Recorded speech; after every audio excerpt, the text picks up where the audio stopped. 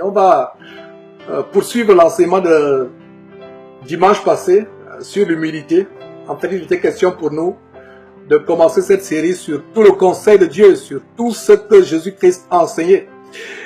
Et nous ne pouvons pas appliquer la parole de Dieu, appliquer les commandements du Seigneur Jésus-Christ si nous ne les connaissons pas. En tant que disciples de Jésus-Christ, nous devons connaître tout le conseil de Dieu, le conseil de Jésus-Christ, le Fils de Dieu. Et j'ai introduisé sur cette grande commission, en Matthieu chapitre 28, dimanche passé, cette commission en Matthieu chapitre 28, verset 18, où Jésus s'était approché, Matthieu 28, 18, Jésus s'étant approché, parla à ses disciples. Qu'est-ce qu'il dit à ses disciples? Tout pouvoir m'a été donné dans le ciel et sur la terre. Verset 19, allez, faites de toutes les nations les disciples, les baptisant au nom du Père, du Fils et du Saint-Esprit. Et verset 20, toujours Matthieu chapitre 28, et enseignez-leur à observer tout ce que je vous ai prescrit, et voici je suis avec vous tous les jours jusqu'à la fin du monde. Voilà le verset de la grande commission. Dans commission, nous avons envoyé quelqu'un, commissionné quelqu'un, envoyé un messager. Et la grande commission de Jésus-Christ dans Matthieu chapitre 28, c'est « Allez, faites de toutes les nations mes disciples, les baptisant au nom du Père, du Fils et du Saint-Esprit. » Et j'ouvre une parenthèse par rapport à ce baptême au nom du Père, du Fils et du Saint-Esprit, en vous montrant qu'en Matthieu chapitre 3, quand Jésus-Christ a été baptisé, nous voyons les trois composantes qui sont là. Nous avons le Fils de Dieu dans le fleuve Jourdain, en train d'être baptisé par Jean-Baptiste dans le fleuve Jourdain. Et pendant qu'il est baptisé, on entend une voix qui vient du ciel, la voix qui vient du ciel, c'est-à-dire la voix de qui? De Dieu qui dit « Celui-ci est mon Fils bien-aimé en qui j'ai mis toute mon affection. » Donc on a le Fils de Dieu Jésus-Christ qui est baptisé dans le fleuve Jourdain. On a la voix qui vient du ciel, qui se fait entendre du ciel, la voix de Dieu son Père. Et on a aussi le Saint-Esprit qui est descendu. Et voilà donc que Jésus-Christ étant baptisé par Jean-Baptiste dans le fleuve Jourdain, nous avons les trois composantes, le Saint-Esprit qui descend sur lui, la voix du Père qui se fait entendre et qui dit « Mon fils Jésus est mon fils bien-aimé en qui j'ai mis toute mon affection. » Et nous avons aussi Jésus-Christ qui est baptisé. Donc ce n'est pas par hasard que Jésus lui-même, quand il donne cette grande commission en Matthieu chapitre 28 au verset 20, plutôt verset 19, il dit « Allez, faites de toutes les nations les disciples, des disciples, les baptisant au nom du Père, du Fils et du Saint-Esprit. » Alors, ce qui est tellement intéressant, ce qui est plus intéressant quand j'évoque ce verset, c'est que c'est la grande commission. C'est ce que Jésus a dit. Il les a envoyés, il leur a dit, allez, faites des nations des disciples. Donc, nous pouvons voir qu'il y a deux étapes dans cette commission. La première étape, c'est faire des disciples en les baptisant. Et je peux rendre grâce à Dieu de ce que cette étape a été très bien accomplie à travers le monde. Les gens sont de plus en plus deviennent des disciples. Les gens sont baptisés, les gens écoutent la parole de Dieu. Mais la deuxième partie de cette commission n'est pas suffisamment appliquée. Quelle est la deuxième partie? Verset 20. Enseignez-leur à observer tout ce que je vous ai prescrit. Et c'est ça la clé dans cet enseignement que nous avons commencé cette série. Nous devons enseigner aux gens tout ce que Jésus-Christ a prescrit. On a commencé par l'humilité. Aujourd'hui, on va voir quelques détails sur comment Jésus nous a enseigné, comment traiter nos ennemis. Voilà, tout ce que Jésus a enseigné. Je disais à Sousa la dernière fois qu'il serait bon pour nous d'avoir un tableau qui récapitule tout ce que Jésus a enseigné, tout ce qui est sorti de sa bouche. Et d'ailleurs, il y a certains qui ont des Bibles où les paroles de Jésus sont en rouge. Et donc, si vous avez une telle Bible, ça vous facilite déjà le travail. Vous savez que votre Bible a les paroles de Jésus en rouge. Donc, c'est une très bonne chose. Alors, nous devons connaître tout le conseil de Dieu, tout le conseil de son Fils Jésus-Christ. Et en tant que chrétiens, si nous sommes chrétiens, nous devons connaître tous les commandements du Seigneur Jésus-Christ. Nous devons connaître toutes les paroles. Combien sont les chrétiens qui connaissent tout ce que Jésus a sorti de sa bouche? Et ça ne se limite pas à ce que Jésus a sorti. Ça continue. Parce que si on avait écrit tout ce que Jésus avait dit et accompli, toute la terre entière ne contiendrait pas cela. Alors, les épîtres sont l'extension de ce que Jésus n'a pas pu dire. J'ai été confronté à certaines femmes remplies d'un esprit d'Isabelle, rebelles à la parole de Dieu, qui disent à Georges, je ne suis pas disciple de Paul, de Pierre, je suis disciple de Jésus. Nous comprenons que ces femmes ou ces hommes, pas seulement les femmes, qui sont rebelles à la parole de Dieu, aux épîtres, ne connaissent pas la parole de Dieu. Parce que nous avons dans 2 Timothée, chapitre 3, verset 16, qui dit que toute écriture est inspirée de Dieu, utile pour enseigner, pour corriger, pour instruire dans la justice, afin que l'homme de Dieu soit accompli et propre à toute bonne œuvre. Donc, toute écriture de Genèse chapitre 1, verset 1, à Apocalypse chapitre 22, verset 21, toute écriture est inspirée. Alors, si quelqu'un, un chrétien, qui a du mal à supporter les paroles de l'apôtre Paul, alors, et qui dit que ça ne vient pas de Dieu, que c'est l'apôtre Paul qui a écrit de son propre chef, qu'il examine encore très bien l'écriture, parce que l'apôtre Paul dit clairement dans une de ses épîtres, il dit clairement que l'évangile que je vous ai écrit ne vient pas de moi ni d'un homme, je ne l'ai reçu ni de moi ni d'un homme, mais c'est une révélation de Jésus-Christ.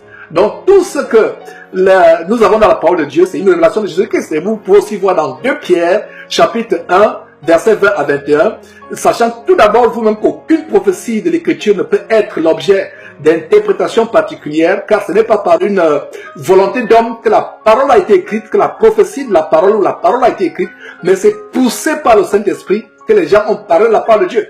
Donc, bien-aimés sœurs et tous mes frères qui écouteraient cet enseignement, si vous lisez la parole de Dieu, ne dites pas que c'est la parole de Pierre, c'est la parole de tel ou tel.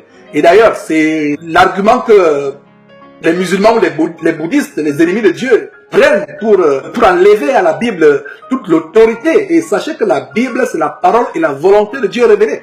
À supposer que vous avez une secrétaire. Je me rappelle à l'époque, dans ma profession d'antan, j'avais une secrétaire qui tapait les conclusions que je devais déposer au tribunal. Alors, qui écrivait, qui tapait? C'est la secrétaire. Mais qui était l'auteur de ce qu'elle tapait? Est-ce que c'est la secrétaire? Donc, les raisonnements devant le juge, mon argumentation à soumettre au juge, ça ne venait pas de la secrétaire. La secrétaire n'a jamais fait une formation d'avocat. Alors, c'est la même chose aujourd'hui. Les hommes comme Paul, Pierre et autres ont parlé, ont écrit. Mais ce qu'ils disaient ou ce qu'ils écrivaient ne venait pas d'eux-mêmes. C'était inspiré par le Saint-Esprit. Voilà une bonne compréhension des Écritures, à savoir que quand vous lisez la Bible, vous lisez une épître, même si c'est écrit par Pierre ou Paul ou Jacques, sachez qu'ils ont écrit ou parlé inspiré par Dieu. Donc, je dis à cette personne, si vous avez un problème avec les épîtres de Paul, vous trouvez qu'elles sont dures, alors, un conseil, prenez un ciseau, rassemblez les pages de Romains, coupez, mettez à la poubelle. Prenez 1 Corinthiens, 2 Corinthiens, coupez à la poubelle. Prenez Galates, coupez, mettez à la poubelle. Prenez Philippiens, Éphésiens, Colossiens, coupez, mettez à la poubelle. Prenez Colossiens, coupez, mettez à la poubelle. Prenez 1 Thessaloniciens, 2 Thessaloniciens, prenez 1 Timothée, 2 Timothée, prenez Tite, Philémon, etc., etc., Jude, Hébreu, coupez, mettez à la poubelle. Voilà. Donc, il y a un problème aujourd'hui, mes frères et sœurs. L'évangélisation véritable consiste non seulement à faire des nations les disciples, mais ça ne se limite pas là. La deuxième partie importante, nous devons leur enseigner à observer tout ce que Jésus-Christ a prescrit. Et voici, il dit, je suis avec vous jusqu'à la fin du monde. Et nous avons aussi dans Marc chapitre 16, et on voit au verset 14, et Marc chapitre 16, verset 14, on voit comment au verset 14, Jésus, après sa résurrection, il a paru aux 11. Pourquoi 11? Ils étaient au départ 12, mais il y a un qui a vendu Jésus, qui l'a trahi. Comment il s'appelait? Il s'appelait Judas. Il a vendu Jésus pour 30 pièces de sous. Alors, 12 apôtres au départ, moins Judas, ça fait 11. Donc, Marc 16, 14, Marc chapitre 16, verset 14. Enfin, Jésus, il leur apparut pendant qu'ils étaient à table et il leur reprocha leur incrédulité et la dureté de leur cœur parce qu'ils n'avaient pas cru ce qu'il avait vu ressusciter. Il y a des personnes à qui Jésus a dit, allez annoncer à mes disciples que je suis ressuscité. Il y a des personnes qui n'ont pas cru. Et nous devenons chrétiens parce que nous croyons en Jésus-Christ. Sans la croyance en Christ Jésus, vous ne pouvez pas devenir chrétien. Nous avons cette grande écriture là en Romains chapitre 10, verset 9. Si tu confesses de ta bouche le Seigneur Jésus et si tu crois dans ton cœur que Dieu l'a ressuscité des morts, tu seras sauvé. Voilà comment on fait pour être sauvé. Mais ce n'est pas tout. Une fois que tu es sauvé, en tant que véritable chrétien, tu dois t'atteler jour après jour à mettre les commandements de Dieu et de son Fils Jésus-Christ en pratique. Comment vas-tu les mettre en pratique si tu ne les connais pas? Voilà, et le verset 17 de Romains chapitre 10 dit, voilà, la foi vient de ce qu'on entend et ce qu'on entend vient de la parole de Dieu. Et nous voyons au verset 16 comment Jésus leur reproche non seulement leur incrédulité, mais la dureté de leur cœur, parce qu'ils n'avaient pas cru à ceux qui l'avaient vu ressusciter. Et ce qui est intéressant, verset 15, toujours Marc 16, verset 15, puis il leur dit, allez par tout le monde et prêchez la bonne nouvelle à toute la création. Ça, c'est aussi la première partie de la commission qui est semblable à faire des disciples. Parce que nous avons, en Marc chapitre 16, verset 15, la première partie de la commission qui est allez par tout le monde et prêchez la bonne nouvelle à toute la création. Et c'est la même chose en Matthieu chapitre 28, verset 19, allez, faites de toutes les nations des disciples, les baptisant au nom du Père, du Fils et du Saint-Esprit. Voilà la première partie de la commission. Marc 16, 15, prêchez la bonne nouvelle à toute la création. Matthieu 28, 19, allez, faites de toutes les nations des disciples. Ça, c'est la première. Je peux vous avouer, je suis content de ce que cette première partie a été très bien accomplie, réalisée. Et encore avec l'avènement d'Internet. Et nous rendons grâce à Dieu de ce qu'avec l'avènement d'Internet, on peut pulvériser l'évangile sur Internet. Et je suis reconnaissant de ces bien-aimés frères qui vont dans les métros prêcher la parole de Dieu, qui vont dans les carrefours. Il y a des missionnaires qui vont dans les villages en Afrique. Et il y a par exemple les frères à Abidjan, le frère Alexandre et toute son équipe là-bas qui vont de village en village pulvériser la parole de Dieu, prêcher la parole de Dieu. C'est bien, c'est très bien, c'est vraiment recommandable. Mais nous ne devons pas nous limiter à la première partie. Parce que à quoi sert-il d'aller évangéliser les gens qui vont se retrouver en enfer plus tard? D'où la deuxième partie de la commission qui est importante, Matthieu chapitre 28, verset 20, et enseignez-leur à faire quoi? Observer tout ce que je vous ai prescrit. Et depuis quelques jours, j'ai à cœur qu'on mette l'accent sur l'observation, qui signifie la mise en application de tout ce que Jésus a prescrit. Donc il faut que nous comprenions tout ce que Jésus a prescrit. Jésus a prescrit beaucoup de choses sur tous les détails. Le mariage, la vie de famille, comment se comporter avec les enfants, avec son épouse, l'argent, le leadership dans l'église, l'humilité qu'on a vu dimanche passé, un grand enseignement que je vous recommande pour ceux qui n'ont pas suivi. Vraiment, il est tellement grand. Partagez-le. Et avant de le partager, suivez-le, mettez-le en pratique, mes frères et sœurs. Ne vous ratez pas, il y a des gens qui, quand on pose une vidéo sur YouTube, ils disent, ah, cette vidéo de Jésus-Christ, ma tante doit la suivre. Ah, il y a mon cousin là-bas qui doit suivre. Non, la vidéo n'est pas d'abord pour ta tante ou ta cousine, c'est pour toi. Quand il y a une vidéo, il dit non, ma cousine là, mon frère là doit suivre cette vidéo. Non, c'est pour toi d'abord, suis d'abord. Comprends, suis et mets en pratique. Ensuite, ta tante et ton frère vont suivre. Donc, mes frères, le cœur de Dieu ne peut pas être complètement satisfait si nous n'appliquons que la première partie de cette commission. La première partie, faire de toutes les nations mes disciples, aller par le monde, par tout le monde, prêcher la bonne nouvelle, ça a été accompli.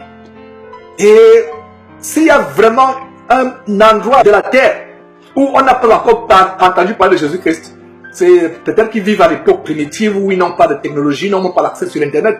Qui sur terre n'a jamais entendu parler de Jésus-Christ ou entendu parler de l'Évangile? Bon, c'est vrai qu'il y a encore des coins qui doivent écouter la parole de Dieu. Et je vous donne mon opinion personnelle. Je pense que quand toute la terre, tous les peuples de la terre, même les aborigènes qui sont dans les forêts amazoniennes, même les pygmées qui sont au fond de la forêt équatoriale en Afrique centrale, quand tout le monde, toute la terre aura écouté la parole de Dieu, mon opinion personnelle, moi Georges qui vous parle, c'est que vous comprenez que le Seigneur Jésus n'est plus loin. Parce qu'il faut, Dieu est un Dieu de justice. Il ne faudrait pas qu'il y ait des gens qui disent que nous on ne savait même pas que ton fils existait. On ne savait pas. Dieu est un Dieu de justice. Alors, je pense que quand toute la terre aura écouté la parole de Dieu, Jésus sera proche. Et donc, nous devons mettre l'emphase sur la deuxième partie de cette commission. Enseigner ce que Jésus a prêché.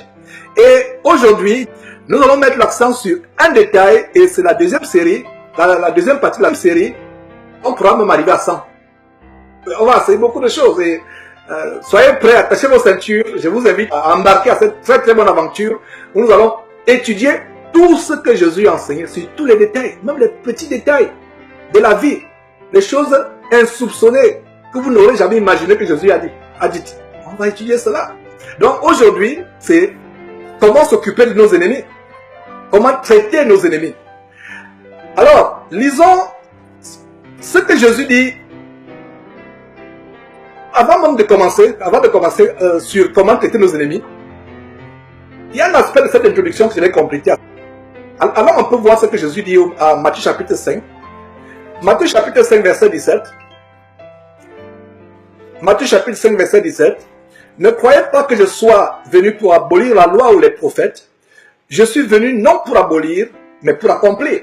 Je suis venu non pour abolir, pour accomplir. Il y a des personnes qui pensent qu'avec Jésus, tous les commandements de Moïse sont abolis. Je prends l'exemple sur l'adultère. C'est un des plus grands péchés aujourd'hui, commettre l'adultère. Au temps de Moïse, en quoi consistait l'adultère? La loi au temps de Moïse, et c'est la même loi que les États ont aujourd'hui. L'adultère au temps de Moïse, c'était d'aller physiquement avec une femme qui n'est pas votre femme. La femme qui appartient à une autre femme, la femme de tribu ou l'homme de tribu. Vous n'êtes pas marié, vous allez avec un homme qui est marié, vous femme, ou vous homme, vous allez avec une femme mariée. C'est ça l'adultère. Et si on vous prend la main dans le sac au temps de Moïse, la femme devait être lapidée, c'était des punitions graves. Et il y a même des lois, ayant fait des études juridiques il y a quelques années, j'étais surpris de savoir qu'il y a des États américains qui ont récemment aboli les lois selon lesquelles une femme ou un homme allait en prison si on les saisissait en état d'adultère, si on les attrapait, ils allaient en prison. Donc c'est que récemment que certains États ont aboli cette loi. Alors, ça c'est au temps de Moïse. Et c'est les mêmes lois qu'on a, l'adultère, c'est ça l'adultère. Mais regardez comment Jésus accomplit la loi de Moïse, accomplir et il la rend plus drastique. Et il dit très bien, et on va revenir sur cela plus tard, parce que une des choses que Jésus a enseigné, c'est comment vous ne pouvez pas divorcer et vous remarier du vivant de votre époux, c'est pas possible. Déjà que le divorce n'est pas dans le plan de Dieu. Ce sera notre sujet qu'on va évoquer. Mais aujourd'hui, qu'est-ce que nous voyons? Jésus, c'est un exemple que je vous prends. Comment Jésus est venu renforcer la loi de Moïse sur l'adultère. L'adultère aujourd'hui, qu'est-ce que Jésus dit par rapport à l'adultère? Si un homme regarde une femme pour la convoiter dans son cœur, regardez seulement, qu'elle soit dans la rue, qu'elle soit par internet, qu'elle soit par YouTube, et la convoite dans le cœur, il a déjà commis l'adultère dans son cœur. Je suis parti faire des courses il y a peu de temps, et cette femme, visiblement j'ai discerné qu'elle avait un esprit de serpent qui a voulu me séduire. Et j'ai discerné que non, ça c'est un esprit de serpent. Et voilà comment j'ai échappé à cette séduction, parce que j'ai discerné. Et une personne, vous pouvez voir des personnes tellement gentilles, etc., qui vous abordent dans la rue. Et si vous n'avez pas le discernement, vous pouvez être séduit et succomber. Et je disais aux sœurs, vous ne savez pas le mal que vous faites aux hommes, par la manière par laquelle vous vous habillez. Vous faites du mal. Donc Jésus disait, si quelqu'un regarde une femme pour la convoiter dans le cœur, imaginez-vous que on vous tient au tribunal parce que vous avez regardé une femme pour la convoiter dans le cœur. Même le juge m'a dit, mais monsieur, vous êtes fou, sortez de ma cour avant que je vous jette en prison, vous qui venez vous plaindre. J'ai surpris mon voisin en train de regarder une femme dans la rue. Mais selon Jésus, c'est un péché grave. Vous voyez comment c'est plus poussé. Donc, que voyons-nous donc en Matthieu chapitre 5? Ne croyez pas que je sois venu pour abolir la loi ou les prophètes. Je suis venu non pour abolir, mais pour accomplir. Verset 18. Car je vous le dis en vérité, tant que le ciel et la terre ne passeront point, il ne disparaîtra pas de la loi un seul iota ou un seul trait de lettre, jusqu'à ce que tout soit arrivé. Et regardez donc la grande conspiration satanique de faire une nouvelle Bible qui enlève même certains versets clés. C'est pour ça que méfiez-vous des nouvelles Bibles. C'est pour ça que si vous parlez anglais, vous êtes dans un pays anglophone, je vous conseille King James. Accrochez-vous à King James, mais pas n'importe quelle version. King James 1600. King James original. Et si vous n'avez pas de Bible King James, je vous conseille Louis II. Pas que Louis II soit la meilleure des traductions françaises, mais Louis II c'est la plus fidèle par rapport à King James. Louis II, mais pas les nouvelles versions de Louis II, mais Louis II 1910. Parce qu'il y a des Bibles qui enlèvent des choses, qui enlèvent des détails. Alors Jésus dit quoi? Tant que le ciel et la terre ne passeront point, il ne disparaîtra pas de la loi un seul iota ou un seul trait de lettre, jusqu'à ce que tout soit arrivé. Et même certains pasteurs aujourd'hui enlèvent de leurs enseignements, de leurs sermons, des choses qui les gênent. Et la Bible dit dans Romains, je crois que c'est Romains chapitre 1, verset 18, corrigez-moi, que la colère de Dieu se déclenche du ciel pour toute impiété des hommes qui retiennent injustement la vérité captive. Il y a des gens, ils connaissent la vérité, ils savent que mentir n'est pas bien, ils savent que divorcer, se remarier n'est pas bien, mais il ne vous l'enseigne pas, parce que lui-même a divorcé, il s'est remarié, et en tant que pasteur, il ne peut pas vous l'enseigner. Donc il retient la vérité captive. Or, que dit le Seigneur Jésus-Christ dans Matthieu chapitre 5, tant que le ciel et la terre ne passeront point, il y a un moment où la terre et le ciel passeront, Allez lire l'Apocalypse, le moment arrive et nous attendons ce moment avec enthousiasme, avec joie. Si du moins vous persévérez. Les pécheurs ne veulent pas que ce jour arrive un jour. Mais pour nous qui attendons patiemment, nous qui nous conservons dans la pureté, qui faisons l'effort de plaire à Dieu malgré les tentations, malgré vraiment les choses auxquelles nous pouvons être exposés, c'est un grand jour. Alors, tant que le ciel et la terre ne passeront point, il ne disparaîtra pas de la loi ou la parole de Dieu, un seul iota ou un seul trait de lettre, jusqu'à ce que tout soit arrivé. Nous sommes toujours dans Matthieu chapitre 5. Verset 19. Celui donc qui supprimera l'un de ses plus petits commandements et qui enseignera aux hommes de faire de même, sera appelé le plus petit dans le royaume de Dieu. Le plus petit dans le royaume de Dieu. Mais celui qui les observera et qui enseignera à les observer, lui-là sera appelé grand dans le royaume de Dieu. Donc, non seulement nous devons observer, souligner un bon détail, un très grand détail, en Matthieu chapitre 5, verset 19, celui qui les observera. Il ne s'agit pas d'enseigner ce que toi-même tu ne peux pas observer.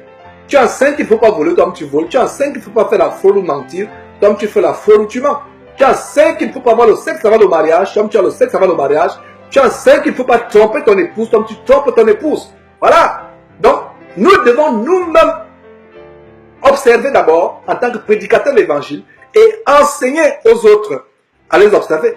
Voilà la grande commission de Matthieu chapitre 28 verset 20 qui n'est pas la deuxième partie de la commission. Matthieu chapitre 28 verset 20 qu'on a lu précédemment qui dit enseignez-leur à observer tout ce que je vous ai prescrit et voici je suis avec vous jusqu'à la fin du monde. Enseignez-leur à observer. Matthieu chapitre 5 verset 19. Mais celui qui les observera et qui enseignera à les observer. Donc il y a deux étapes. Tu observes d'abord et tu enseignes les autres à observer. Et c'est la plus grande commission. Et une bonne évangélisation doit être complète. Une évangélisation qui se limite seulement à faire des disciples, à faire qu'ils remplissent les églises ou qu'ils remplissent leurs salles. Sans leur enseigner tout le conseil de Dieu, à observer le conseil de Dieu, c'est une évangélisation incomplète. Nous devons d'abord enseigner, nous devons faire des disciples. Et faire un disciple, est-ce que vous avez, mes frères et sœurs, est-ce que vous avez réalisé un jour que le mot disciple signifie discipliner? Une fois qu'on est disciple, on ne peut plus vivre n'importe comment. On ne peut plus vivre selon notre désir. Mais on a une vie disciplinée. Imaginez-vous l'armée. Le parfait exemple de la discipline sur terre, l'armée. J'ai été élevé par un père qui était dans la police et il n'y avait pas de différence avec l'armée à l'époque au Cameroun, mais la discipline que cet homme nous a imposée, parce que lui-même il avait cette discipline et je rends grâce à Dieu de ce que cette discipline paye dans certains aspects de ma vie aujourd'hui. Et j'ai toujours dit que si un chrétien n'a pas connu la discipline venant de ses parents, il aura des problèmes à être discipliné par rapport à la parole de Dieu. Je ne dis pas que ce serait impossible pour lui, comprenez-moi très bien, mais ce sera plus difficile. C'est pour cela que l'apôtre Paul dit à Timothée de faire attention au choix des évêques. Parce que si un évêque ne sait pas diriger sa propre maison, comment prendra-t-il soin de l'église de Dieu? Donc la discipline est importante. Nous sommes appelés les disciples de Jésus-Christ. Il y a des mots qui sont devenus tellement banals. Disciple. Je suis un disciple. On ne réalise même pas que dans le disciple, il y a discipliné. Tu ne peux plus faire comme tu veux. Parce que dans l'armée, tu ne te lèves pas quand tu veux. Tu ne fais pas ce que tu veux. Tu ne dors pas quand tu veux. Tu ne manges pas ce que tu veux. Tu ne t'habilles pas comme tu veux à l'armée. Il y a une discipline. Si les gens dans l'armée sont disciplinés, à combien plus forte raison nous les chrétiens? Et notre discipline, en tant que chrétien, ce n'est pas le code militaire de l'armée, c'est l'évangile de Jésus-Christ. C'est pour ça que c'est enseignement important, à savoir que enseigner tout ce que Jésus a enseigné. Alors, comment tu peux appliquer ce que Jésus a enseigné si tu ne connais pas? Donc, voilà, il est question d'enseigner. Alors, voilà un détail de ce que Jésus a enseigné, et c'est l'objet de l'enseignement de ce matin. Comment se comporter face à nos ennemis. Et c'est ça le problème de beaucoup de chrétiens. Il y a un péché qui entraînera beaucoup de chrétiens en enfer. Le manque de pardon ou la vengeance. Et je vous assure, comme je disais la dernière fois, il y a des frères et sœurs qui disent: oh frère, j'ai pardonné à mon ennemi. Il m'a fait du mal, il a peut-être tué un membre de ma famille. Il a fait ceci, j'ai pardonné. Il y a plusieurs tests pour savoir si on a pardonné. Un des tests, c'est: est-ce que vous pouvez prier véritablement pour la personne? Voilà un premier test. Un autre test, si vous apprenez que la personne qui a tué un membre de votre famille a gagné 2 millions de dollars ou 2 milliards de dollars à la loterie, est-ce que tu seras content ou tu auras un pincement de cœur? Si tu apprends qu'il vient d'avoir une promotion, il a été nommé ministre des Finances au Cameroun, au Gabon, en France, alors qu'il c'est un grand ennemi. Si tu as un petit pincement au cœur, c'est que tu ne lui avais pas pardonné véritablement. Ou alors, à contrario, si ton ennemi, juré, farouche ennemi, tu apprends qu'il est décédé, ou il a perdu son épouse ou sa femme, est-ce que tu vas te réjouir discrètement dans ton cœur? Voilà des détails pour savoir si on a pardonné. Et le Seigneur Jésus nous montre quelque chose de tellement important par rapport à nos ennemis. Et nous avons en Matthieu chapitre 5, verset 38, vous avez appris qu'il a été dit œil pour œil, dent pour dent. J'ai lu quelque part qu'ils appellent ça la loi du talion. Mais ça vient d'où? Ça vient d'Exode chapitre 21. Exode chapitre 21, verset 24. Vous avez appris qu'il a été dit œil pour œil et dent pour dent. Jésus commence son discours, son sermon sur la montagne. Et je vous dis, mes frères, il y a 3 passages que vous devez lire, ne serait-ce qu'une fois par mois, pour bien comprendre. Ces 3 passages sont le condensé de ce que Jésus-Christ a enseigné. C'est un peu le sommaire ou le condensé de la multitude de choses qu'il a enseigné. Ce grand sermon sur la montagne qui couvre 3 chapitres, Matthieu chapitre 5, Matthieu chapitre 6, Matthieu chapitre 7. Nous devons les lire ne serait-ce qu'une fois par mois. Alors, il poursuit son sermon et au verset 38, Matthieu chapitre 5, il dit ceci. Vous avez appris qu'il a été dit œil pour œil et dent pour dent. Donc, il reprend la loi du talion, selon qu'on l'appelle de manière séculière. Et en fait, c'est Exode chapitre 21 qu'il citait. Exode chapitre 21, verset 24. Et qu'est-ce qu'on peut remarquer ici? Jésus avait une très bonne connaissance des Écritures. Même quand il s'adresse au diable, quand il est tenté par le diable en Matthieu chapitre 4 ou Luc chapitre 4, et nous voyons qu'il confronte le diable avec la parole de Dieu. Mon frère, ma soeur, tu ne peux pas résister au diable que si ton intelligence ne garde pas la parole. Nous devons avoir une intelligence saturée, tellement saturée. Je prends l'exemple de quelqu'un qui fait de la lessive. Je disais à mes enfants dernièrement que vous êtes dans une génération où vous ne savez même pas comment on lavait les habits à l'époque en Afrique. Et toute une bassine, des bassines, peut-être 3 ou 4 bassines, une seule personne pouvait s'en occuper à la rivière, où l'eau courante coule et vous avez trempé vos habits avec votre savon en cube, vous moussez, etc., vous lavez. Et quand je lis la parole de Dieu, ça me rappelle cette ancienne manière de laver les habits. Vous les moussez, vous les lavez à la main, vous les moussez et vous assurez qu'ils sont suffisamment moussés pour être propres.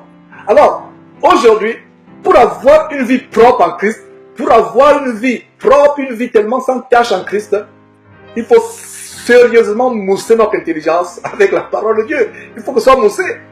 C'est comme le linge. Vous lavez un linge, si le linge n'est pas suffisamment moussé, ou vous trempez le linge, l'eau n'est vraiment pas moussée, je doute que ce linge soit propre. Mais si le linge est même suffisamment moussé, de manière même abusive, véritablement moussé, vous assurez que ce linge sera propre. Si seulement si vous le rincez aussi correctement. Alors, cet exemple m'amène à voir comment nous chrétiens, nous devons savonner notre intelligence, mousser notre intelligence avec la parole de Dieu jour après jour, les commandements du Seigneur, méditer. Voilà. Et comment allez-vous résister à une tentation si vous ne connaissez pas la parole de Dieu? La clé pour résister à la tentation, la clé pour repousser Satan, c'est d'avoir la parole de Dieu. Et nous avons un exemple de comment Jésus étudiait la parole de Dieu. Il étudiait. Quand Satan le tente en Matthieu chapitre 4, Luc chapitre 4, il est écrit, il est écrit, il est écrit. Ça doit être aussi notre arme. Matthieu chapitre 5 toujours, verset 39. Donc, reprenons le verset 38. Vous avez appris qu'il a été dit, œil pour œil, dent pour dent. Verset 39. Mais moi, je vous dis de ne pas résister aux méchants. Si quelqu'un te frappe sur la joue droite, présente-lui aussi l'autre. Ça, c'est contraire à ce qu'on nous enseigne. Je me rappelle à l'école primaire, il y a certains parents qui disaient à leurs enfants, voilà, ta première journée à l'école, l'enfant commence peut-être la maternelle où il faut être brave là-bas. Quelqu'un te tape, tu rends. Quelqu'un t'insulte, tu sois brave, ne sois pas timide. Voilà comment le monde nous a élevés. Et c'est pour là que dans Romains chapitre 12, verset 2, nous devons être transformés par le renouvellement de notre intelligence. Nous ne devons pas être conditionnés par le monde, parce que le monde nous a conditionnés, le monde nous a façonnés à être réactifs. Tu as un collègue qui te provoque, tu réagis. Tu as un voisin du quartier qui te provoque, tu réagis. Même dans le cadre des époux, époux et épouses chrétiens. C'est désolant de savoir qu'il y a des couples chrétiens qui bagarrent encore. Quand il dit bagarrer, littéralement parlant, pas au sens figuré. Ils se boxent, ils se donnent le coup de poing. Les casseroles volent. Les uppercuts volent de la part du mari. La femme ne pouvant pas se défendre lance aussi les casseroles, les bouteilles, etc. C'est désolant. Nous devons avoir le standard au point, mes frères et sœurs. Même si quelqu'un nous fait du mal, nous supportons. Et c'est ça le prix à payer pour être véritablement chrétien. Et Jésus a payé ce prix sur la croix. Lui qui a supporté la mort sur la croix, une mort aussi honteuse, une mort aussi douloureuse. Regardez les crashs. Il se racle la gorge pour cracher la putine, la merde sur la face de Jésus-Christ. Il se racle la gorge. Qu'en est-il des flagellations? Ces fouets en cuir qui se terminaient par des crochets en fer, en acier. Un coup de fouet a arraché les lambeaux sur le dos de Jésus-Christ. Il était fouetté jusqu'à l'os. Qu'en est-il de la couronne d'épines qu'on a enfoncée sur ses tempes? Imaginez-vous des épines perçant ses tempes. Quelle mort douloureuse il a souffert pour vous et moi. Alors pourquoi ne pouvons-nous pas aussi porter la croix? Quand la Bible dit les chrétiens doivent porter la croix, voilà un exemple de la croix qu'on doit porter. Verset 39. Mais moi, regardez le maire. Et je vous ai dit, chaque fois que vous voyez le maire à l'école primaire, je me rappelle ces règles de grammaire, on l'a tellement tambouriné que je ne peux pas oublier les conjonctions de coordination. Mais où est donc Onikar? On chantait même, mais où est donc Onikar? Mais où est donc Onikar? Donc, dans le maire. Et chaque fois que vous voyez le maire dans la Bible, M-A-I-S, ça montre l'opposé de ce qui vient d'être dit. Le verset 38 dit, vous avez appris, et c'est Jésus-Christ qui parle, vous avez appris qu'il a été dit, œil pour œil, dent pour dent. Et c'est la même chose que la société nous enseigne. Se venger, rendre le mal. Vous êtes dans une entreprise, on ne vous dit pas bonjour tous les jours, vous dites bonjour. Ouais, quelqu'un, si vous dites bonjour à la personne ne répond pas. Dites bonjour à la personne tous les jours qu'elle ne répond pas. Ne dites pas que, oh, comme la personne n'a pas dit bonjour, moi aussi je passe, je ne vais pas aussi dire, non, tu dois dire bonjour tous les jours.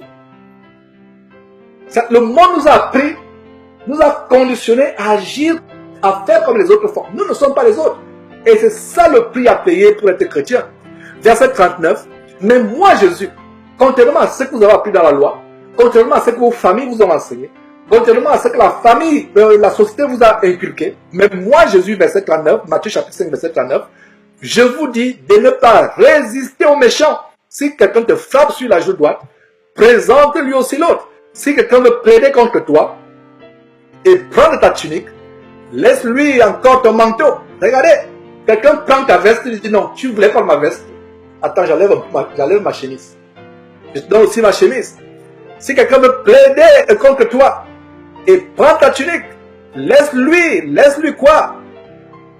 Laisse-lui aussi ton manteau. Voilà le standard de ce que Jésus nous enseigne aujourd'hui. Voilà le standard. Verset 40. Verset 40. Si quelqu'un veut plaider avec toi et prendre ta tunique, laisse-lui encore ton manteau. Verset 41. Si quelqu'un te force de faire 1000, c'est-à-dire de courir, il te force de courir 1000 avec moi, 1 kilomètre avec moi, ajoute un autre kilomètre. C'est des exemples pour vous montrer à quel niveau d'humilité nous devons arriver. Et vous voyez donc, mes frères et sœurs, comment l'enseignement le dimanche passé sur l'humilité est complété par celui aujourd'hui. Vous ne pouvez pas résister aux méchants ou à votre ennemi. Vous ne pouvez, à un moment, maman va dire que vous êtes tellement bête, vous êtes fou, c'est ça le monde. On vous gifle, vous montre l'autre joue. Et le monde va dire que vous êtes timide, vous êtes peureux. Parce qu'aujourd'hui, le standard c'est que nous devons montrer au monde que nous sommes des caïds. Nous devons montrer au monde que nous sommes des personnes qui pouvons aussi ouvrir la bouche et répliquer et parler.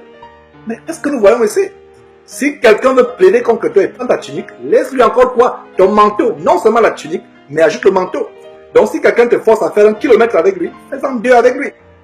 Le verset 42 dit, donne à celui qui te demande et ne te détourne pas de celui qui va emprunter de toi. Ah, ça c'est un verset qu'on a du mal à appliquer. Ma soeur, j'ai des problèmes pour payer mon loyer. Est-ce que tu peux me prêter 1000 euros? Ah, tu as 4 000 euros dans ton compte, tu réfléchis, tu regardes la télé, tu sais ma soeur, tu commences à... Et voilà, tu vas mentir. Non seulement tu refuses à prêter à la soeur, au frère qui a dans le besoin, ou même à un ami, même si c'est votre ennemi. Ça c'est le standard pour être chrétien. Donne à celui qui te demande. Donc mon frère, si quelqu'un t'a demandé un jour l'argent, tu n'as pas donné, repens-toi. Donne à celui qui te demande.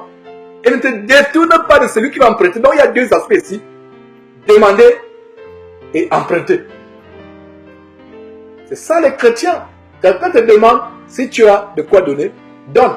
Mais attention, la Bible dit qu'il ne s'agit pas de t'exposer à la détresse pour soulager les autres. Mais si tu arrives au point où tu es même prêt à te sacrifier toi-même pour l'autre, c'est encore meilleur. Pas mauvais. Au contraire, c'est le standard. Nous avons quelqu'un qui s'est sacrifié pour nous. Jésus-Christ. Et verset 43, vous avez appris qu'il a été dit, tu aimeras ton prochain et tu haïras ton ennemi. Je reprends, vous avez appris qu'il a été dit, verset 43, tu aimeras ton prochain et tu haïras ton ennemi. Voilà le standard de la société. Et c'est ce que la loi de Moïse a enseigné aussi. Verset 44, mais moi je vous dis, aimez vos ennemis. Aimez qui? Vos ennemis. Bénissez ceux qui vous maudissent. Bénissez ceux qui vous maudissent. Faites du bien à ceux qui vous haïssent et priez pour ceux qui vous maltraitent ou qui vous persécutent. Ma soeur, tu as beau avoir un mari qui te rend la vie minable, la vie misérable. La Bible dit, prie pour celui qui te persécute. Jeune homme, jeune soeur, tu as beau avoir un père qui te persécute. La Bible dit, prie pour ceux qui te maltraitent ou qui te persécutent. Mon frère, ma soeur, tu as l'impression que ton patron, ça dit que le diable en personne s'est incarné dans ton patron. La Bible dit quoi? Prie pour ceux qui te maltraitent. Tu as commencé le boulot à 5 h du matin. Tu es supposé partir à 17 h. Et il te dit, tu vas encore travailler 3 heures en plus. On a une urgence pour sortir à 20 h. Et à 20 h, tu lui dis, est-ce que je peux, est-ce qu'il y a autre chose à faire? Il dit, non, il y a encore 3 heures de temps. Jusqu'à 24 h. Et il te dit, je te veux à 5 h du matin encore. Et voilà. Il te donne des tâches difficiles. Il te donne la vie. Et il y a certaines personnes qui ont le malin plaisir d'abuser, de ruiner la vie des autres. Et je vais vous dire que nous sommes la cible de Satan. Ne soyez pas surpris que dans une entreprise, vous êtes le plus diplômé, le plus intelligent, le plus habile, mais parce que vous êtes chrétien, c'est vous qui avez des blâmes. Vous n'avez pas une augmentation de salaire pendant 5 ans, 10 ans. Celui qui vient à peine 6 mois, il est promu dans l'augmentation de salaire. Ça, c'est le prix à payer dans ce monde. Ce monde n'est pas facile pour les chrétiens. Et plaise à Dieu, samedi prochain, il y a ce grand enseignement que j'avais dans le cœur il y a quelques mois, à savoir pourquoi Dieu permet que le méchant prospère et que le chrétien juste souffre. Vous allez comprendre. On va voir les détails. En prenant l'exemple de Lazare, l'histoire de Lazare de Jésus, en prenant l'exemple de Job, on va voir des grandes choses. Et il a dit quoi? Faites du bien à ceux qui vous haïssent. Il y a un détail, une parenthèse qui va ouvrir sur les combats spirituels aujourd'hui, avec les ministères abominables. Il y a même un ministère abominable d'une certaine maman Olangi remplie de l'esprit d'Isabelle, qui a besoin d'être délivrée quelque part au Congo. Beaucoup de personnes la suivent pour leur propre ruine. Cette femme qui a besoin d'être, même ici aux États-Unis, on la suit. Et tous ces ministères de combat spirituel, où ils passent le temps à combattre, il y a même des gens qui disent venez avec des pierres, on va combattre, on va lutter, on va écraser nos ennemis. Que dit Éphésiens chapitre 6? Nous n'avons pas à lutter contre la chair et le sang. Et il y a cette tendance, cette doctrine de renvoi à l'envoyeur. Je renvoie à l'envoyeur. Un mal quand vous envoyez, vous dites je renvoie à celui qui m'a envoyé. Nous ne renvoyons pas l'envoyeur physiquement. Alors, supposez que vous êtes dans une famille où même vos propres parents veulent ruiner votre vie dans la sorcellerie. Comprenez que ce n'est pas... Qui est derrière? Quel est l'ennemi derrière? Si les parents ou les ennemis ou les voisins ou les cousins, frères qui veulent vous tuer dans la sorcellerie connaissaient Jésus-Christ véritablement, ils ne vous auraient pas tué. C'est parce qu'ils ont ouvert leur vie, leur corps, leur âme à Satan qui sont possédés par ces démons. Nous ne disons pas que voilà, comme ils m'ont envoyé un esprit d'échec, comment ils ont envoyé l'esprit de pauvreté, comment ils m'ont envoyé la maladie, je prends l'esprit d'échec, je prends l'esprit de pauvreté, je prends la maladie, je prends l'esprit de célibat et je renvoie à celui qui m'a envoyé. Non, c'est contraire à ce que Jésus dit ici. Est-ce que vous comprenez? Je vous donne un secret. Si tu veux neutraliser ton ennemi qui te travaille la sorcellerie, prie pour lui. Lui-même, il y a des gens, il y a des témoins où quelqu'un t'appelle comme ça, il dit, cesse de prier pour moi. Oh, comment tu sais que je prie pour toi? Cesse de prier, t'en supplie, ne prie pas pour moi, cesse de prier pour moi, il t'en supplie. Comment la personne a su que tu priais pour? La personne, un ennemi te supplie que ne prie pas. Mais toi, chrétien, si tu fais les prières boomerang, j'appelle ça les prières boomerang. Je ne sais pas si vous connaissez c'est un outil des Australiens. Donc, cessez de faire les prières boomerang. Tu renvoies, on t'envoie, tu renvoies. On t'envoie, tu renvoies. C'est maintenant le ping-pong. Tac, tac, tac, tac. Il t'envoie, tu renvoies. Un sorcier content quand tu es chrétien, tu pries en disant, tu renvoies. Parce que le diable connaît la parole de Dieu mieux que nous. Et ça peut nous surprendre. Même les agents de Satan connaissent la parole de Dieu mieux que nous. Un sorcier n'est pas ébranlé par la prière. Une prière que tu vas faire, je lui renvoie. Il ne sera pas ébranlé. Vous savez ce qui va l'ébranler? La Bible ne dit-elle pas que la langue douce peut briser les os? Imaginez-vous que quelqu'un vient avec fureur pour t'attaquer physiquement. Il vient pour t'engueuler. Mais tu le stoppes avec une douceur. Oh, monsieur, vous m'avez vraiment excusé. Je n'ai pas fait expressément. Je ne savais pas que je vous avais... Vraiment, je vous demande toutes mes excuses. Excusez-moi. Vous freinez la personne, vous stoppez la personne. Ça se passe physiquement, ça se passe aussi sur le plan spirituel. Et la manière par laquelle vous pouvez briser les os de quelqu'un, d'un sorcier avec votre langue, c'est en vous procédant devant Dieu, à genoux, en priant Dieu pour lui. Et on va soudainement voir que aimer votre ennemi, ou prier pour un ennemi, c'est l'acte le plus égoïste qui soit. Parce que vous ne faites pas pour votre ennemi, en fin de cause, vous faites ça pour qui? Pour vous, pour être béni. Voilà. Qui ne veut pas hériter la bénédiction? Je vous dis des choses, mes frères et sœurs, que j'ai expérimentées. Un ennemi pour qui vous priez n'a plus de pouvoir sur vous. Un sorcier pour qui vous priez est anéanti. Il vous supprime, il va vous dire, s'il vous plaît, ne priez plus. Il y a des gens, il a pris par le téléphone, il dit, s'il te plaît, ne prie pas pour moi. Comment il sait ce que tu priais pour? Tu ne lui as jamais dit que tu priais pour lui. Parce qu'il a senti, ils savent. Les sorciers ne travaillent pas d'eux-mêmes. Ils n'ont aucun pouvoir d'eux-mêmes. Ils ont les agents, ils vous voient, ils ont les radars. Et des fois, quand vous commencez à prier pour lui, vous brûlez les radars. Quelqu'un nous appelle un jour, même la famille dit, vous n'êtes plus à Houston. Qui vous a dit qu'on n'est pas? On a compris. Ah! J'ai dit à Confort qu'il y a Confort, ça marche. Ça marche.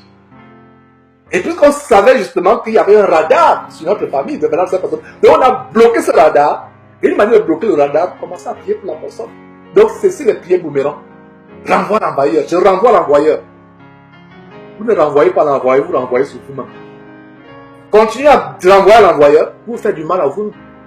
C'est comme si tu veux donner un coup de poing à l'ennemi. La main, de manière vraiment surnaturelle ou miraculeuse, revient pour vous cogner votre visage. Est-ce que vous voyez comment la parole de Dieu est merveilleuse? Et c'est intéressant d'étudier ce que Jésus nous a enseigné. Il y a des merveilles dans ce que Jésus nous a enseigné. J'aimerais vraiment titiller votre appétit, vous faire saliver votre bouche spirituellement parlant par rapport à ces merveilleuses paroles, afin que vous ayez le désir de découvrir par vous-même ces vérités. Alors, je relis le verset 44, mais moi je vous dis, aimez vos ennemis, bénissez ceux qui vous maudissent, faites du bien à ceux qui vous haïssent et priez pour ceux qui vous maltraitent ou qui vous persécutent. Que ce soit votre mari, vos parents, un frère aîné qui vous persécute, qui vous maltraite, que ce soit un employeur, un patron qui vous rend la vie misérable, priez. Il y a une sœur ici à Houston qui a expérimenté, il lui avait donné des conseils. Il y a une femme qui lui rendait la vie misérable avec un patron qui, elle était triste tout le temps. Je lui ai partagé ce verset. Ça a changé sa vie. Au point où les collègues lui disaient, mais comment tu arrives à supporter cette femme? Et effectivement, elle avait un caractère difficile que tout le monde connaissait. Mais on dit, mais comment? Et la sœur plus tard s'est rendue compte qu'en fait, cette personne qui est méchante apparemment, elle a un problème profond dans sa famille. Et des fois, vous pouvez voir des personnes tellement agressives, tellement désagréables. Et vous, chrétiens, c'est vous qui pouvez changer la personne par votre façon de vous comporter. La Bible ne dit-elle pas que nous sommes des épîtres vivantes? Vous, mes sœurs, qui voulez forcément ouvrir la bouche pour prêcher, alors que la Bible vous interdit de prêcher la parole, d'enseigner la parole de Dieu. Même la façon par laquelle vous supportez patiemment le caractère difficile de votre patron, vous pouvez amener, sans ouvrir la Bible, la personne a changé. Finalement, c'est la personne qui va venir vous dire, comme c'est le cas de cette sœur, je vous trouve différent par rapport à l'autre personne. Qu'est-ce que vous avez de particulier? C'est un moyen de dire à la personne qu'en fait, je n'ai jamais été comme cela. Et j'étais même pire que vous. Mais je connais quelqu'un qui m'a changé. C'est le Seigneur Jésus-Christ. Et voilà. Et si vous voulez en savoir plus, je peux vous conduire sur la source pour avoir ces enseignements, ce changement aussi. Alors, verset 44, évoluons. Mais moi, je vous dis, aimez vos ennemis, bénissez ceux qui vous maudissent, faites du bien à ceux qui vous haïssent, et priez pour ceux qui vous maltraitent et ceux qui vous persécutent. Donc, voilà une grande clé qu'on a prise aujourd'hui. À partir d'aujourd'hui, mettez vos genoux à terre, mettez votre front sur le sol, commencez à intercéder pour vos ennemis. Amen. Voilà, verset 44. Afin que vous soyez fils de votre Père qui est dans les cieux. Voilà une autre grande révélation. Afin que vous soyez. Il n'y a pas meilleure logique que la Bible. La meilleure logique, c'est la parole de Dieu. Qu'est-ce que je comprends dans ce verset? Je comprends dans ce verset que si vous haïssez vos ennemis, et vous ne priez pas pour ceux qui vous maltraitent et vous persécutent, le verset 44, ce n'est pas pour vous. Voilà la logique. Il n'y a pas meilleure logique que la Bible. Afin que vous soyez fils de votre Père qui est dans les cieux. Il y a une sœur tout à l'heure qui, avant la réunion, qui disait qu'elle a fait un examen pour entrer au graduate school, c'est l'école après la maîtrise. Elle a fait l'examen qu'on appelle le GMAT. Et je sais que cet examen a un niveau tellement élevé de la logique. C'est un examen, si vous n'êtes pas un bon logicien ou bien une bonne logicienne, vous aurez des problèmes avec cet examen. Et donc voilà un exemple de GMAT ici au verset 45, qui dit que afin que vous soyez fils de votre Père qui est dans les cieux. La déduction logique. Ça veut dire que si vous ne pardonnez pas à ceux qui font du mal, si vous les détestez, si vous ne priez pas pour ceux qui vous maltraitent, qui vous persécutent, le verset 45, ça veut dire que vous ne serez pas fils ou fille de votre Père qui est dans les cieux. Est-ce que vous voyez une grande condition? Aujourd'hui, on dit seulement, donnez votre vie à Jésus, venez accepter Jésus. Il y a beaucoup de chrétiens aujourd'hui qui ne sont même pas fils de Dieu ou filles de Dieu, qui ne connaissent pas Dieu. Il y a des petits détails, voilà un petit détail qui peut vous disqualifier à être fils de Dieu. Il y a une condition ici, verset 45. Pour être fils ou fille de votre Père qui est dans les cieux, il faut faire quoi? Bénissez ceux qui vous maudissent, verset 44. Faites du bien à ceux qui vous haïssent, toujours verset 44. Et priez, toujours verset 44. Et priez pour ceux qui vous maltraitent et qui vous persécutent. Déduction logique, verset 45. Et c'est ainsi que vous serez fils ou fille de votre Père qui est dans les cieux. Voilà la parole de Dieu. Car il fait lever le soleil sur les méchants et sur les bons. Il fait pleuvoir sur les justes et sur les injustes. Donc il y a une grande promesse ici. Verset 46. Si vous aimez ceux qui vous aiment, quelle récompense méritez-vous? Il n'y a pas de récompense. Les publicains, les gens de mauvaise vie, les gens du monde n'agissent pas de même. Verset 45. Et si vous saluez seulement vos frères, que faites-vous d'extraordinaire? Les païens ou les pécheurs aussi n'agissent-ils pas de même? Verset 48. Soyez donc parfaits comme votre Père Céleste est parfait. Voilà le standard du chrétien aujourd'hui. Et Jésus le dit aussi en Luc chapitre 6. Et c'est la même chose, ce que Jésus dit ici en Matthieu chapitre 5. Il reprend cela en Luc. Donc Matthieu a repris cela. Luc aussi a repris cela. La Bible dit le témoin de deux personnes vaut mieux que le témoignage de combien? D'une personne. Ça montre que c'est tellement important cet aspect que nous sommes en train de voir. Si deux écrivains des évangiles, si deux évangélistes, ceux qui ont écrit l'évangile, reprennent cette histoire, c'est qu'elle est tellement importante. Donc prenons le récit de Luc. Luc chapitre 6 verset 27. Mais je vous dis, Jésus parlant toujours, à vous qui m'écoutez, voilà, à vous qui m'écoutez, et vous qui écoutez l'enseignement que votre frère Georges donne aujourd'hui, vous qui m'écoutez, écoutez les paroles de Jésus-Christ, Luc chapitre 6 verset 27. Mais je vous dis, à vous qui m'écoutez, aimez vos ennemis, faites du bien à ceux qui vous haïssent, faites du bien à ceux qui vous haïssent, bénissez ceux qui vous maudissent, priez, la même chose, bénissez ceux qui vous maudissent, priez pour ceux qui vous maltraitent, verset 28, verset 29. Si quelqu'un te frappe sur une joue, présente lui aussi l'autre. Si quelqu'un prend ton manteau, ne l'empêche pas de prendre encore ta tunique. Donc quelqu'un veut prendre ta voiture, tu dis, tu sais quoi, reste même avec cette voiture-là, je peux m'encore donner une deuxième voiture. Ça fait mal à la chair. J'ai mis du temps à acheter cette voiture, regardez les économies, donc il veut ma voiture, et je dois encore chercher à donner la deuxième voiture, donc je n'ai même plus rien, donc je dois aller à pied, au travail. Oh Seigneur, augmente la foi. Jésus a dit, quand le Fils de l'homme viendra, trouveras-tu encore la foi? Être chrétien, c'est une joie, mais ce n'est pas aussi facile comme vous le pensez. Ce n'est pas aussi banal que vous le pensez. Voilà les commandements que nous devons enseigner. Beaucoup de personnes aujourd'hui évangélisent pour amener les gens à Christ. Mais devrons-nous amener les gens à Christ qui, au final, au finish, vont se retrouver en enfer?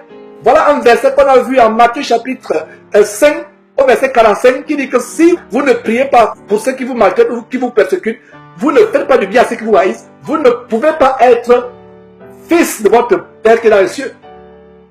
Et les gens qui seront au ciel, c'est les gens qui seront fils ou filles de Dieu. Tu ne pourras pas être au ciel si tu n'es pas fils ou fils de Dieu. Après le jour de la Pentecôte, nous qui sommes nés après le jour de la Pentecôte, je dois préciser. Alors, toujours Luc chapitre 6, qu'est-ce que nous voyons? Voilà, on a vu verset 29, si quelqu'un te frappe sur une joue, présente-lui aussi l'autre. Si quelqu'un prend ton manteau, ne l'empêche pas de prendre aussi ta tunique. Donne à quiconque te demande, la même chose que Matthieu a relaté des paroles de Jésus. Et ne réclame pas ton bien à celui qui s'en empare. Donc tu as prêté l'argent à quelqu'un, tu lui as demandé, est-ce que tu peux me rembourser amiablement? De manière amiable mon argent, il ne veut pas, laisse-lui avec cet argent. Voilà l'évangile de Jésus. Voilà l'évangile. Si quelqu'un te frappe sur une joue, présente-lui encore l'autre. Voilà. Il ne s'agit pas seulement de la joue. Maintenant aujourd'hui, nous ne sommes pas dans le temps barbare où les gens frappent. Mais les gens nous frappent d'une autre manière. Ils s'accaparent de notre compte bancaire. Ils s'accaparent de notre voiture. Ils s'accaparent de nos vêtements. Ça, c'est une joue qu'il a frappé. Présente-lui l'autre. Et c'est pour ça que vous voyez le détail. Frappe une joue, donne une autre joue. Prends un objet, donne encore l'autre. Il te force à faire quelque chose, ajoute encore autre chose. Voilà le standard de chrétien. Ça n'a pas attristé sur le plan de la chair, mais voilà le standard pour devenir chrétien. Et c'est les choses que nous devons enseigner. Et bien des fois, c'est des choses que nous oublions d'enseigner. Des choses que nous oublions de pratiquer. Donne, verset 30, Luc chapitre 6, verset 30. Donne à quiconque te demande et ne réclame pas ton bien à celui qui s'en empare. Quelqu'un a pris ton bien, laisse-lui cela. Il y a un problème d'héritage. Et je m'adresse par exemple à des familles, que ce soit africaines ou européennes, peu importe la région du monde. Vous avez un héritage familial. Toi, chrétien, si tes frères ont refusé de ta part de lopin de terre ou de maison que le Père a laissé, voilà le verset pour toi, mon frère, ma soeur. Notre récompense est aux cieux. Et c'est à ce prix que les gens sauront véritablement qu'il est un chrétien. C'est ça, nous accrochons bien de la terre ou bien du monde. Les personnes qui t'arrachent le peu de terre que ton père t'a laissé. Comme au Gabon, il y a cette épidémie, cette tendance déplorable que j'ai vécue étant dans la justice là-bas. Comment quand une femme meurt, elle est veuve, elle devient veuve, son mari l'a quitté, son mari l'a précédé, son mari est mort. On s'accapare de tout ce qu'elle et son mari se sont attelés à acquérir. On la dénude, même la petite aiguille. Jusqu'au sous-vêtement, on prend tout. On la laisse. Mais si elle est chrétienne, ses paroles doivent la consoler. Dieu est un Dieu juste. On va voir quelque chose dans la suite, par la suite, on va voir. Donc, verset 39 à 31, ce que vous voulez que les hommes fassent pour vous, faites-le de même pour eux. Voilà un verset qui nous aide à nous comporter correctement avec les gens. Avant d'ouvrir la bouche pour parler à quelqu'un, pour faire quelque chose, nous devons d'abord raisonner en disant que si la personne me parlait de la même manière, comment je me sentirais, pardon. Si la personne me traitait de cette manière, comment je me sentirais. Donc c'est une explication de ce verset. Ce que vous voulez que les hommes fassent pour vous, faites de même pour eux. Si vous aimez ceux qui vous aiment, quel gré vous en sera-t-on? Les pécheurs aussi aiment ceux qui les aiment. Verset 33, si vous faites du bien à ceux qui vous font du bien, quel gré vous en sera-t-on? Ça dit comment vous serez-on reconnaissant? Les pécheurs aussi agissent de même. Verset 34, et si vous prêtez à ceux de qui vous pouvez espérer recevoir, parce qu'il y a des gens, je ne peux pas prêter à telle personne, il est chômeur. Si je lui prête, et un jour, je le vois, il n'a rien, il est mendiant, etc. Donc, je ne peux pas lui prêter. Si toi tu es chrétien, prête-moi un mendiant. Et si tu prêtes à quelqu'un qui n'a rien, qui va te rembourser, mon frère, ma soeur. Il n'a rien, n'est-ce pas?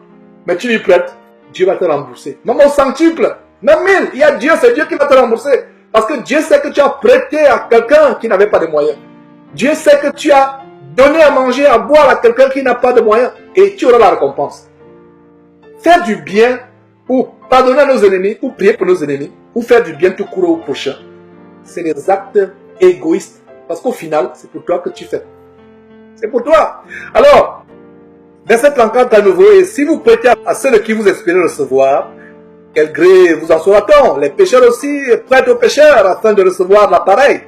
Verset 35, mais aimez vos ennemis, faites du bien et prêtez sans rien espérer, et votre récompense sera grande. Voilà ce dont je vous parlais. Votre récompense sera grande et vous serez fils du Très-Haut. Voilà. Donc ça veut dire que si tu fais le contraire de tout ce que Jésus est en train de dire ici, on a vu à Matthieu chapitre 5, ici on continue avec Luc chapitre 6, ça veut dire que tu n'auras pas de récompense et tu ne seras pas fils du Très-Haut, car il est bon pour les ingrats et pour les méchants. Verset 36, soyez donc miséricordieux, comme votre Père est miséricordieux. Mes frères, nous voyons comment Jésus lui-même appliquait ces choses. Jésus a dit plus haut, dans la grande commission, je le dis encore dans la grande commission de tout à l'heure, de Matthieu chapitre 28, la deuxième partie de la grande commission, qui n'est pas suffisamment mise en pratique aujourd'hui, à savoir que enseignez-leur à observer tout ce que je vous ai prescrit. Et Jésus dit en Matthieu chapitre 5, verset 19, celui qui observera et qui enseignera à observer. Qu'est-ce que nous voyons? Jésus est en train de nous enseigner cela, à observer. Voyons si lui-même a observé. Est-ce que vous comprenez? Jésus lui-même dit, il dit en Matthieu chapitre 5, verset 19, mais celui qui les observera et qui enseignera à les observer, celui-là sera appelé grand dans le royaume de Dieu. Est-ce que vous savez pourquoi Jésus a reçu un nom élevé au-dessus de tout nom? Parce qu'il a observé avec perfection tout ce que son Père lui a prescrit. Et je vous dis, mes frères et sœurs, c'est ma conviction, si un chrétien, celui parmi nous les chrétiens, qui va se rapprocher le plus du caractère de Jésus-Christ, c'est celui-là qui sera près de Jésus-Christ au ciel. Celui qui est le plus éloigné de ce que Jésus-Christ a fait, se retrouvera en enfer. Ceux qui sont au milieu se retrouveront au ciel, mais seront très éloignés de Jésus au ciel. Rappelez-vous la mère des fils de Zébédée, Jacques et Jean. Jacques et Jean a demandé, Seigneur, fais que mes fils que voici, Jacques et Jean, soient l'un à ta droite, l'autre à ta gauche. Jésus a dit, tu ne sais pas ce que tu demandes. Il n'y a que mon Père qui peut accorder. Mais Jésus a dit, celui à qui mon Père pourra l'accorder, c'est celui qui va être le plus petit des frères. Ça revient encore à l'enseignement dimanche passé sur l'humilité. Donc, Jésus dit bien en Matthieu chapitre 5 que celui qui observera et enseignera à observer, celui-là sera appelé grand dans le royaume des cieux. Donc nous voyons que Jésus lui-même a appliqué. Il a dit observez, vous-même et enseignez à observer. Lui-même il a appliqué cela. Et pour savoir comment lui-même il a appliqué, allons dans 1 Pierre chapitre 2, à partir du verset 18. 1 Pierre chapitre 2 à partir du verset 18. Jésus ne pouvait pas enseigner ce qu'il n'appliquait pas lui-même. C'est déplorable aujourd'hui de voir des prédicateurs qui enseignent des choses qu'ils n'appliquent pas eux-mêmes. Va, fais ceci, fais cela, alors que lui-même n'applique pas. Il te dit, ne regarde pas ce que je fais, mais fais ce que je te dis. 1 Pierre chapitre 2 verset 18. L'apôtre Pierre, reprenant ce que Jésus a enseigné, dit, 1 Pierre chapitre 2 verset 18, serviteurs, soyez soumis à toute crainte à vos maîtres, non seulement à ceux qui sont bons et doux, mais aussi à ceux qui sont d'un caractère difficile. Et il y a une émission que nous avons faite, comment un chrétien peut prospérer dans un environnement de travail et survivre les petites pressions en milieu de travail. C'est une émission que je vous recommande. Et vous voyez, Jésus disait plus haut tout à l'heure que nous devons, même ceux qui sont d'un caractère difficile, nous devons les aimer. Même ceux qui nous maintiennent, nous persécutent. Voilà. Donc Pierre est en train de reprendre exactement ce que Jésus a dit en Matthieu chapitre 5, verset 44, à savoir que priez pour ceux qui vous maintiennent et qui vous persécutent. Donc qu'est-ce que Pierre dit? Et vous voyez comment Pierre a été un fidèle disciples de Jésus-Christ, enseignant tout ce que Jésus a enseigné. Et la nouvelle série, c'est donner des enseignements sur tout ce que Jésus a enseigné. Nous-mêmes commençons à les appliquer nous-mêmes avant de les enseigner. Alors, 1 Pierre chapitre 2, verset 18. Serviteurs, soyez soumis en toute crainte à vos maîtres, non seulement à ceux qui sont bons et doux, mais aussi à ceux qui sont d'un caractère difficile. Verset 19. Car c'est une grâce de supporter des afflictions par motif de conscience envers Dieu quand on souffre injustement. Regardez comment ce verset 19 de 1 Pierre chapitre 2 est contraire à ce que le monde pense. C'est pour ça que les gens du monde pensent qu'en fait, les vrais chrétiens sont fous. Comment il est comme un morpion comme ça? Comment il est tellement timide? Comment il ne réagit pas? Comment? On vous tient de tous les noms. En effet, lisez le verset 19, car c'est une grâce. Pour les gens du monde ne faut pas comprendre. Mais comment tu souffres et tu dis que tu appelles ça une grâce? C'est une grâce que de supporter les afflictions par motif de conscience envers Dieu. Nous le faisons envers pour qui? Pour Dieu. Soulignez bien dans vos Bibles, par motif de conscience envers Dieu. Voilà ce que nous faisons. Si nous le faisons, ce n'est pas par nous-mêmes. Ce n'est pas pour paraître bien aux yeux de ton ennemi. Pour être bien vu, pour qu'on te jette des éloges. Mais c'est par motif de conscience envers Dieu que nous supportons les pires afflictions. Et ça devient au final une grâce devant Dieu. Une grâce devant Dieu. Quand on souffre injustement. Verset 20. En effet, quelle gloire y a-t-il à supporter de mauvais traitements pour avoir commis des fautes? Mais si vous supportez la souffrance, lorsque vous faites ce qui est bien, c'est une grâce devant Dieu. C'est une grâce. Qui ne veut pas avoir la grâce? Les chrétiens qui cherchent la grâce. Voilà comment on voit la grâce devant Dieu. Et vous vous étonnez que vous priez, il n'y a pas de résultat. Vous priez pour une maladie qui vous tribule depuis des années, il n'y a pas d'issue. Vous avez l'impression que votre vie traverse un long tunnel sans fin, un tunnel ténébreux. Vous vous posez la question, examinez votre vie. Est-ce que quelque part je me suis réjoui de la chute de mon ennemi? En Corinthiens chapitre 13 ne dit-elle pas que la charité ou l'amour ne se réjouit pas du mal? Le mal arrive à ton ennemi, tu ris discrètement. Dieu voit dans le secret. Dieu voit dans les profondeurs, je dirais même dans les tréfondeurs du corps. Alors, nous devons nous examiner devant Dieu. Est-ce que je me suis réjoui discrètement du malheur qui est arrivé à mon ennemi? Est-ce que je me suis fâché discrètement du bonheur qui est arrivé à mon ennemi? Voilà. Et quelle gloire y a-t-il à supporter de mauvais traitements pour avoir commis des fautes? Mais si vous supportez la souffrance, lorsque vous faites ce qui est bien, c'est une grâce devant Dieu. Verset 21. Et c'est à cela que vous avez été appelés, parce que Christ aussi a souffert pour vous, vous laissant un exemple, afin que vous suiviez ses traces. Lui qui n'a point commis de péché, et dans la bouche duquel il ne s'est point trouvé de faute. Le verset 23 est le verset pour lequel je vais démontrer que Jésus lui-même observait ce qu'il enseignait. Alors, Pierre nous révèle quelque chose d'intéressant, parce que Pierre est celui qui a marché avec Jésus-Christ physiquement. Verset 23, Pierre nous révèle un grand caractère de Jésus-Christ. Donc ce n'est pas étonnant que Jésus nous parle comme il a parlé à ce verset du chapitre 6 de Luc ou du chapitre 5 de Matthieu.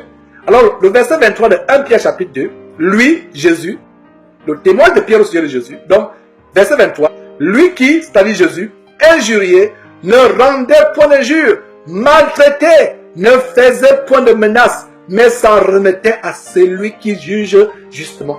Voilà comment Pierre nous montre que ce que Jésus nous enseigne en Matthieu chapitre 5 et en Luc chapitre 6, comment nous comporter vis-à-vis de ses ennemis, vis-à-vis de nos ennemis, lui-même il a appliqué cela.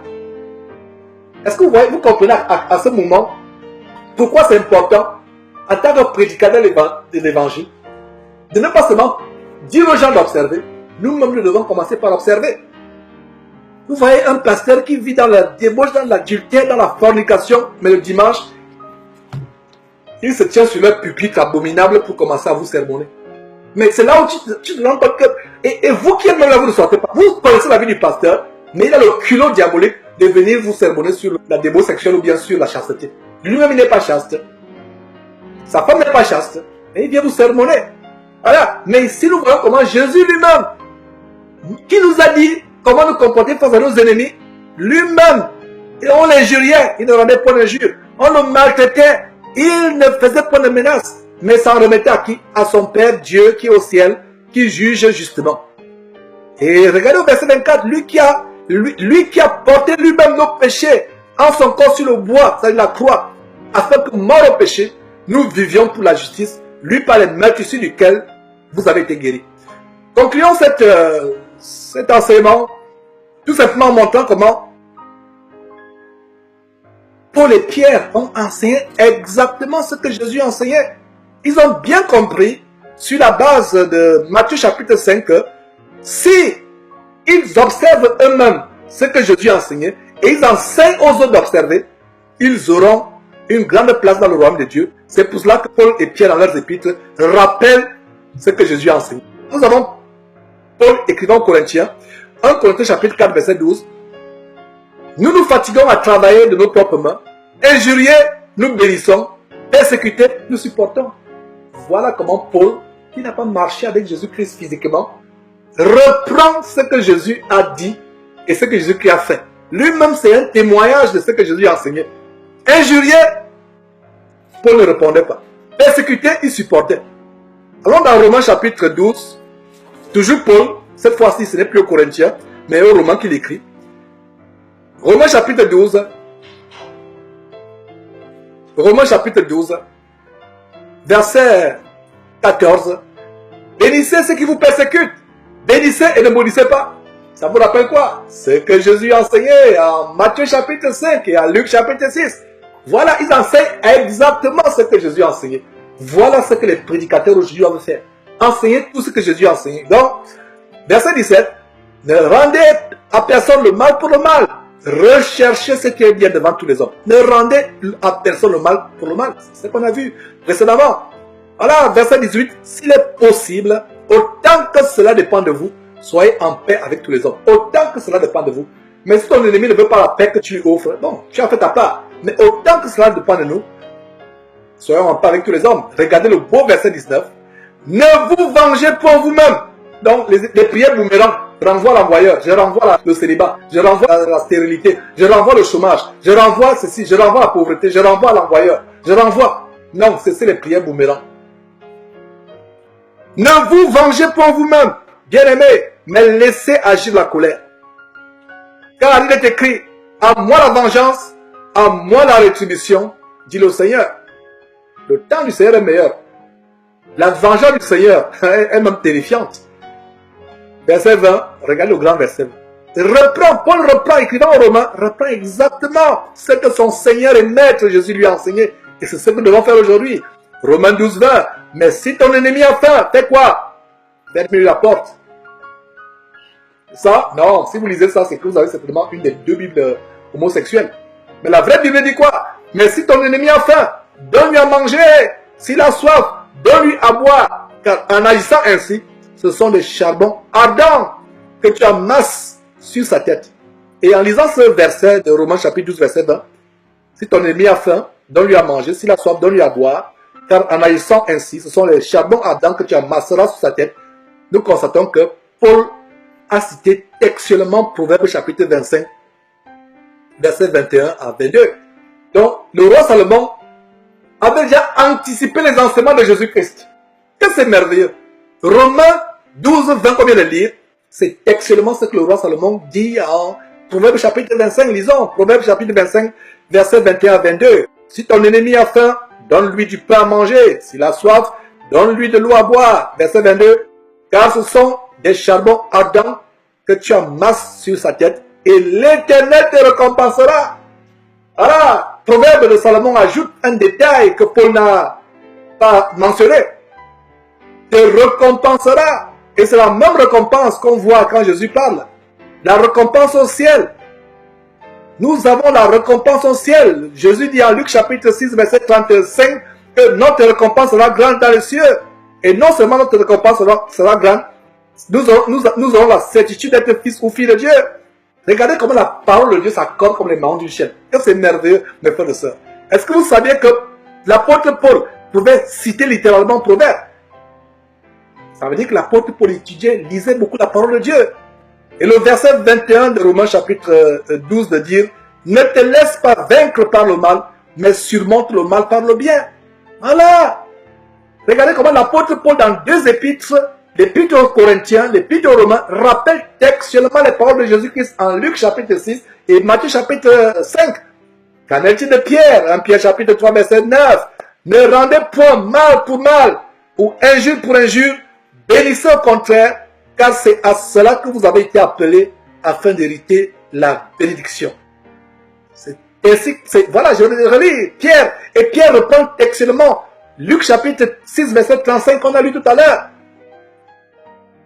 Pierre en 1 Pierre chapitre 3 verset 9 reprend textuellement ce que Jésus enseigne en Luc chapitre 6 verset 35. Ne rendez point mal pour mal ou injure pour injure, bénissez au contraire, car c'est à cela que vous avez été appelés afin d'hériter la bénédiction. Frères et sœurs, c'est par cela que nous arrêtons ce grand parcours sur enseigner tout ce que Jésus a enseigné. Aujourd'hui, nous avons poursuivi avec le deuxième épisode, comment traiter nos ennemis. Et on va poursuivre avec le troisième épisode plus tard. Et on pourra même arriver à 100 épisodes. Et je pense qu'après ce grand parcours, on aura toutes les paroles de Jésus-Christ. Que Dieu vous bénisse. Je vais terminer par un mot de prière. Éternel Dieu, nous te rendons grâce de notre cœur qui tressaillit de joie en écoutant ces paroles qui atterrissent dans nos oreilles comme la pluie du printemps, comme une rosée au milieu de la sécheresse. Oh Seigneur Dieu, donne-nous d'arriver à la perfection de ton Fils Jésus-Christ, ou du moins de nous en approcher jour après jour. Seigneur, il y a encore des imperfections dans nos cœurs. Nous avons été méchants vis-à-vis de ceux qui nous ont fait du mal. Nous avons voulu rendre le mal. Nous avons maudit ceux qui nous persécutent. Nous avons maudit les personnes qui étaient dans une position d'autorité vis-à-vis de nous. Nous les avons insultés. Nous les avons calomniés. Nous avons médit contre eux. Nous avons fait du mal. Nous avons fait la loi œil pour œil, dent pour dent. Seigneur, nous te demandons pardon pour cela. Seigneur, aide-nous à revêtir les sentiments qui étaient en Christ. Seigneur, aide-nous à savonner et à mousser nos intelligences avec le savon de ta parole afin que nous puissions être purs devant tes yeux. Seigneur, par nos propres forces, nous ne pouvons pas y arriver. Mais Seigneur, par ton Saint-Esprit, parce que tu nous as dit que l'Esprit lui-même nous aidera dans notre faiblesse. Oh Seigneur, aide-nous dans nos faiblesses. Augmente la foi, Seigneur, car c'est par la foi aveugle en toi, que nous pouvons arriver au point où nous appliquons, point par point, tout le conseil que ton Fils Jésus-Christ nous a donné dans ce passage que nous avons lu et dans toute la Bible. Seigneur Dieu, merci pour ta compassion, pour ta patience à notre égard. Seigneur, nous voulons être appelés fils et filles du Dieu très haut. Nous voulons accéder dans ton royaume éternel. Mais Seigneur, donne-nous de connaître tout le conseil venant de toi. Donne-nous de comprendre tout ce que ton Fils Jésus-Christ nous a donné comme commandement. Merci Seigneur Dieu pour tout. Au nom de Jésus-Christ. Amen.